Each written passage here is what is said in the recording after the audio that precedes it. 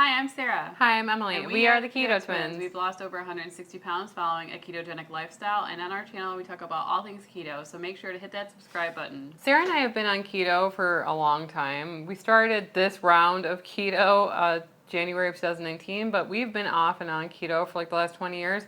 But there are some things that like I wish that we knew when we first started keto that we have learned over time. And so we thought we would share some of those things with you today. So Sarah, what have you learned about keto that you wish that you would have known when you first started it? Generally, I try to be really supportive when people are trying to like make improvements in their life, changes in their life, but I realize that not everybody is going to be accepting of your ketogenic journey or sometimes even weight loss in general. Some people don't want to see you lose weight, and I think that that was like a really surprising thing for me to encounter with some people. I'm not going to name names or anything like that, but definitely people, would try to test my willpower a lot of the time. Like, oh, come on, you can just have one donut. It's not going to affect anything. And like, if you are on keto, you know that actually it can affect you for 3 days if I eat that donut. So I feel like, as time went on and I kept on saying no, and I feel like you're going to have to say no a billion times when you're on this type of lifestyle. But as you say no more often, people stop trying to test your willpower. And they kind of like, it's like almost like a game for them, like to see you cheat or something. Like they want to see you eat the carbs, you know what I mean? I think it's even deeper than that. I think that they inherently know that what they're eating is bad, and so when you eat it too, they feel like less alone in that. In the past, I was guilty of doing this when I would go out to like a club or something, and someone's like, "No, I'm not drinking," and I'd be like, "Oh, come on, it's just one drink." You know why? Because people have fun when they drink, and I just want that person to have fun. But now I realize that maybe there was like a deeper level thing going on, and that person didn't want to drink because maybe they had problems with drinking or something like that. So I'm trying to like put myself in those people's shoes. I hope that it's not coming from like a bad place when they try to like test my willpower and things like that, but just warning you that there's going to be some people out there that are going to purposely try to make you fail. Some people have beliefs and it's not coming from a bad place, but they're going to be concerned about you doing a ketogenic diet. Especially if it interferes with what they're doing, meaning right. that they have to kind of change what they're doing like around you, or if like they're making food and they have to make something for you. That's just why you should never put yourself in the situation of like relying on other people to really feed you. Like if you're going to a family party, we talk about this all the time. You're not going to a family party anymore.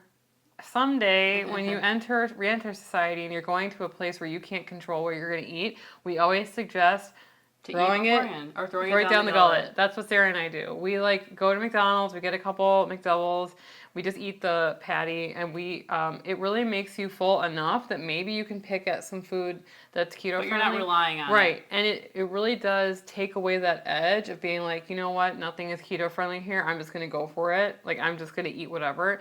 If you prepare and eat beforehand, then you will have so much more willpower because that hunger is gone, It definitely works. Yeah, I agree. Almost every single time I've like been like, you know what, I'm just going to go off the diet.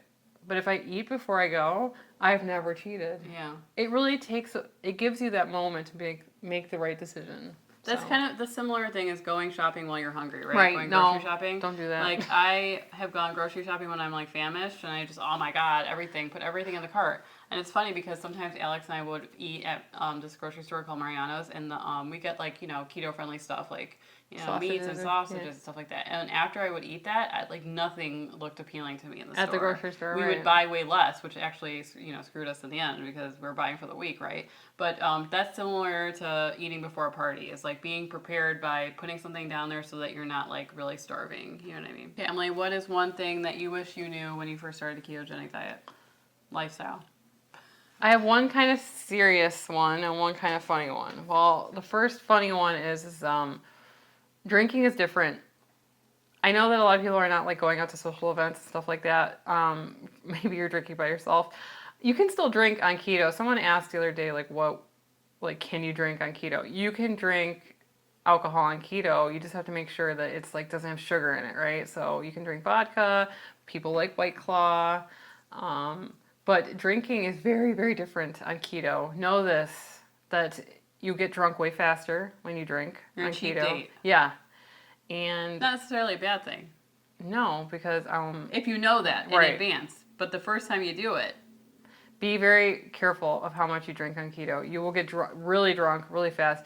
Your body actually goes from burning ketones as fuel and fat to burning alcohol. And so you kind of are kicked out of ketosis when you do that. But then it's like almost immediate that you get back in. So it won't really affect. I lost a lot of weight drinking a lot when I used to go out like every Friday and Saturday. Now I don't ever go out, but I do plan on going out in the future, but just know that it's very different, like when you drink.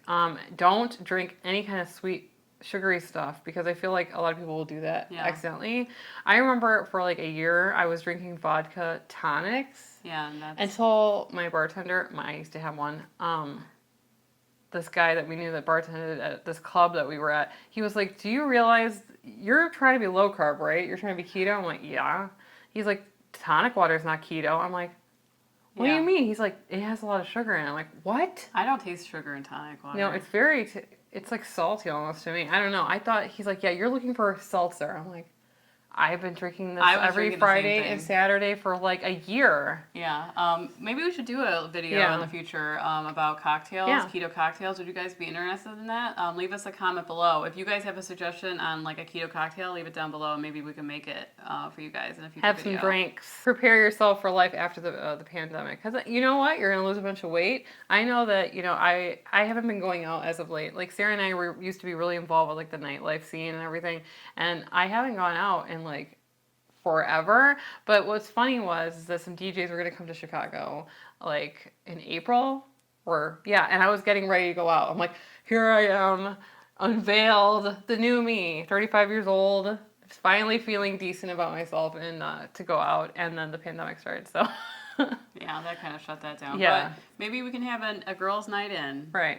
One mindset that I wish I had realized when I first started keto was the way that I look at food. And what I mean by this is kind of hard to explain, but like, think about like a hamburger, okay? You think about a hamburger and you're like, if you were eating it with the bun, it would be like the meat is the star, right? Right. But when you take away, when you go to like a restaurant and you're like, oh, they only have hamburgers here, I can't order that. Oh, I can only get a salad. You can still have a hamburger without the bun and put it like on a side salad or something like that, and it would be really delicious. And you can get all the fixings on top. Right. You have bacon, you have avocado, you have an egg, and all this stuff. But like the way that we've grown up looking at food, we can't see past like the vessel of carbs. Do you know what I mean? Like a hot dog without the bun, or a sandwich without the bread. Like you could eat all the innards. I keep on saying innards, the insides of a sandwich on a salad or just by itself with a side salad or something like that.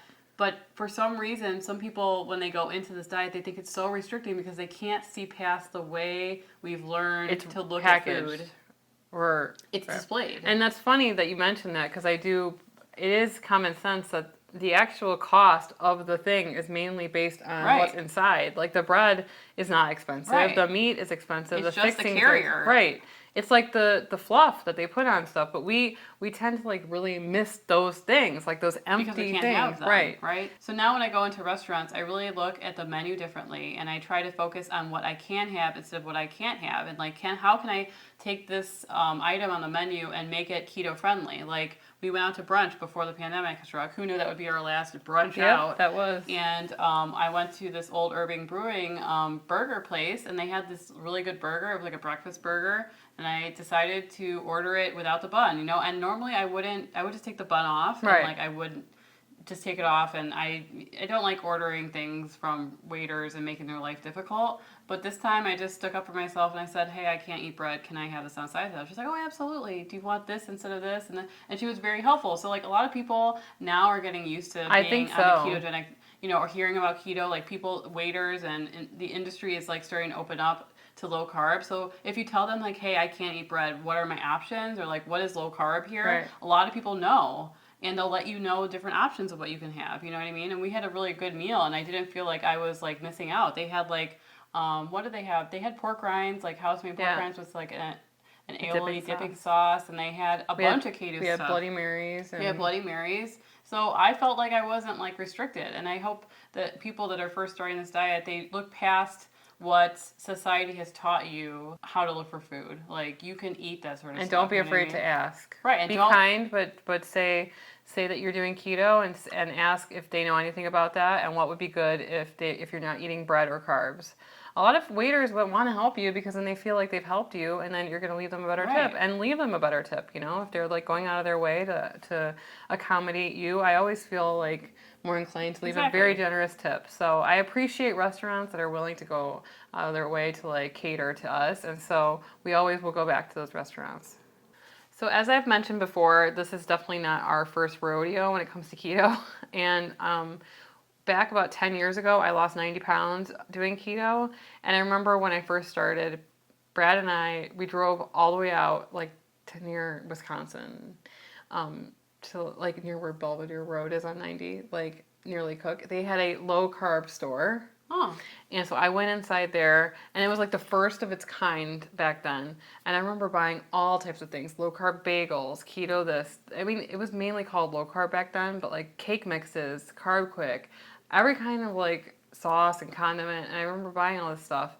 And I just wanted to like make a point that like I wish I knew back then. It's like, you shouldn't be replacing everything that you're eating now with the keto-fied version of that. Like even back then, there was like a store where you could get these things, but there wasn't as many choices as there is now. I mean, if you are looking online, there's just like endless like bakeries and whatever to feed every need that you ever had. You miss like old country style biscuits. I'm sure there's a keto version of it, Sarah. There is. I know. Sarah's favorite meal ever was Biscuits and gravy.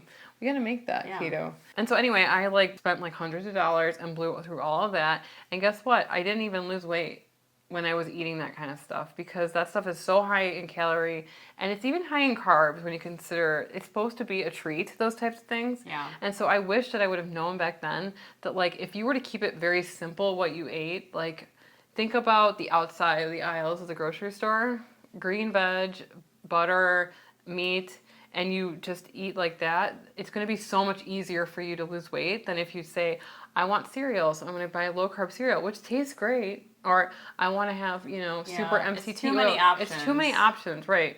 And if you really should learn how to dial everything back in the beginning. Sarah and I are like, we consider ourselves lazy and dirty ketoers, but at the end of the day, calories do count. Carbs do count, and you really should be cutting back significantly because when you are in keto, I feel like you eat less. When you get closer to maintenance, when you've lost most of the weight, like that's like the home stretch. You can add all these things back into your diet. But in the beginning, I wish that I would have known to keep it very simple. And then the last thing that we wanted to say is that I wish that I would have known that like everybody has their own definition of keto, but the truth is there's only one that's real. I know it's true. This is true. This is fact. Is all a statement. This is a fact. Keto means ketosis, which is what happens to your body. It goes into a state called ketosis when you eat less than a threshold of carbs. That might be like 20, 25. Some people can even eat 30 and play with that number a little bit, kind of push it to the boundary. But if you eat less than this number, 25, 20 carbs, you go into a state called ketosis. It doesn't necessarily matter how you get there. So if you want to eat like a thing of flour and you ate less than 20 grams of it or whatever, 20 net carbs of it, then you're in ketosis, then you're still in ketosis. That's still keto. You could eat sugar. You could just eat like cubes of sugar. If it's less than 20 net carbs and you're in ketosis, then it's keto. Keto is a state that your body goes into. It has nothing to do with how clean the ingredients are. It has nothing to do with grass-fed, this, that, and the other thing. That doesn't mean that we don't like those things. But everybody has their own definition of what they can sell you at the moment. I'm sorry to say. Do they want you to take these super MCT powder that you put, bulletproof coffee, whatever? Like, it's all a gimmick to try to get you to like think that keto needs to be done a certain way. Anyway, those are just some of our tips that we wanted to give all of you, with things that we wish that we would have known when we first started keto 1 billion years ago, like at the start of the universe. But we know these things now, and you know what? Every day is a step forward to death. No, I'm kidding. And if you've been on keto for a while and your weight is starting to plateau, why don't you click on the video on the screen and you can see our tips to get the scale moving again. Anyway, I'm Sarah. I'm Emily. And we are the Keto Twins. Signing out. I haven't done that in a while.